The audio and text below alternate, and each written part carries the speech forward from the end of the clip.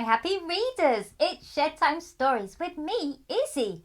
Are you ready to share a new story?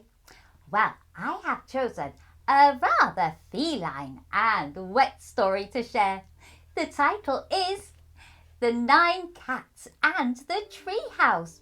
If you have this book at home, you can read along with me. The authors, the people who have written this story, are Calum Johnston and Linda Johnston. And the illustrator, the person who has drawn all the pictures, is Jacqueline T.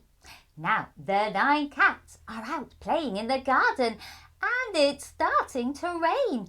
I wonder what's going to happen. Shall we read and find out? The 9 Cats and the Treehouse. Once upon a time, there were 9 cats called Poppy, Molly, Daisy, Millie, Milo, Monty, Charlotte, Stella and Tiger. They live with their humans in a not small but not big, just somewhere in the middle-sized house.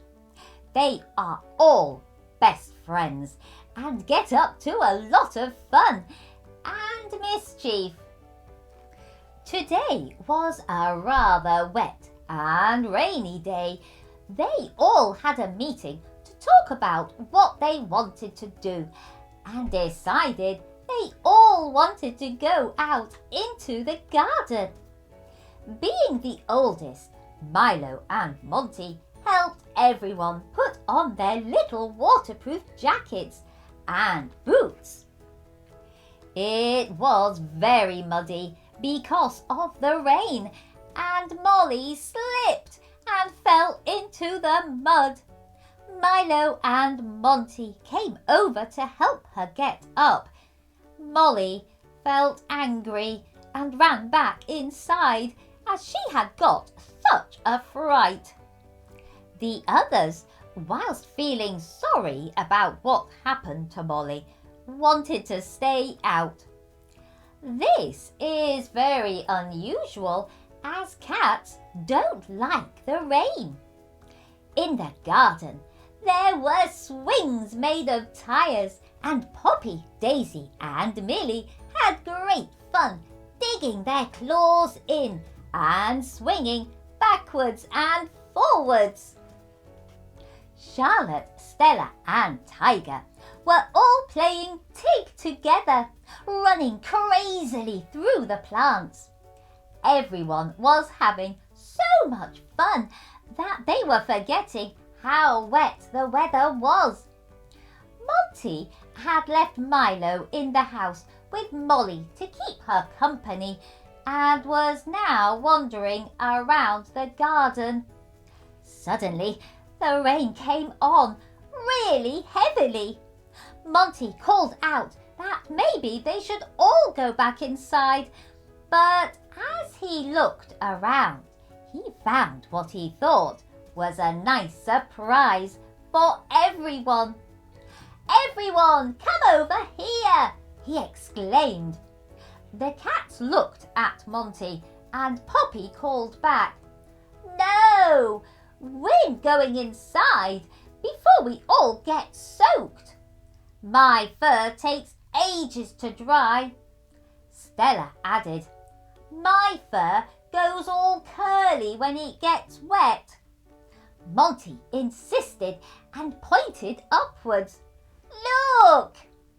They all looked up, following Monty's paw, and gasped. "A tree house!" everyone shouted, and they ran over excitedly. "What fun!" said Tiger as he ran past everyone and climbed up first. "Molly, Milo, come out here!" they all shouted. "You're going to love this!" Molly looked in shock as she walked out and saw the tree house. "What on earth is that doing here?" she said. Molly stomped over and got a tree cutter out and was about to cut the tree down, But before she could, Poppy shouted really loudly and pushed her out of the way, making her fall to the ground. Milo came out and said, "Oh dear, that's Molly down twice today." Molly started crying and screamed in shock and embarrassment. Daisy took the tree cutter and chopped the tree down. Everyone stared in disbelief and exclaimed together, "Why did you do that, Daisy?" "Because me and Molly were actually planning to chop the tree down ages ago," Daisy shouted back. "We were playing a game of chase in the garden one day, and this tree really hurt my good friend Molly." "But how can a tree hurt anyone?" asked Monty in disbelief. "I don't know how it did, but she got a bump on the head from it," said Daisy defiantly. "Daisy, anything can hurt if you bang into it at fast speed. There are a few trees in this garden. You have to be more careful," Monty cried. "Oh dear, I never thought. Oops," said Daisy. "And this tree had a house in it," piped up Millie. All the cats slowly walked back inside, shaking their heads in shock, especially Tiger, because he'd been up in the treehouse when it had fell to the ground. A little while later, Monty spoke up and said he might be able to rebuild the treehouse using wood and nails he'd seen in the shed. Tiger felt hurt and had to go to the vet. Molly had to go too. After 2 falls to the ground, she felt as if she'd broken her leg.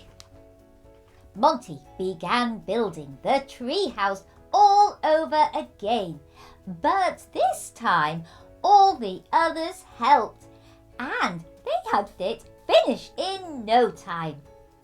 They had a huge discussion about what toys would be suitable for the treehouse, and they started to fill it with them. Daisy brought most of the toys downstairs and carried them up the tree to say sorry for chopping the previous house down. She realised her behaviour had been very naughty and had upset everybody. She even put the old tyre swing back on the treehouse for Molly and Tiger coming home. Everyone was cheering and laughing and playing in the treehouse for the next few days. Tiger and Molly came out one day. They had to stay inside to get better, and looked longingly and told them they'd heard them all having fun. They were sad because even though they were allowed out now, they were still not strong enough to climb the tree and join in. Daisy had something brilliant to tell them though. "Look," she said, pointing towards the ground. Molly and Tiger followed her paw and saw a beautiful wooden house at the bottom of the tree. Everyone gasped because they had no idea the little house was even there. Daisy continued, "I built this for you until you're strong enough to come up, Molly. We shouldn't have planned to cut the tree down. It was naughty." Molly and Tiger were overjoyed and ran in. Charlotte shouted, "Come on, everyone, let's go in and visit Molly and Tiger. And with that, everyone ran down the tree and into the little house at the bottom to visit their friends.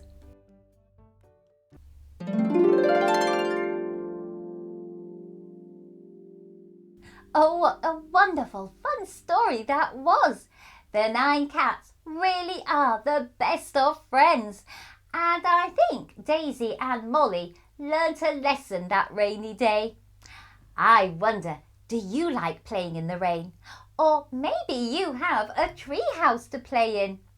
I hope you've enjoyed this Shed Time story. And if you want to, you can like, share, follow and subscribe to Shed Time Stories. Then you will be ready for the next book for us to share together. Bye-bye.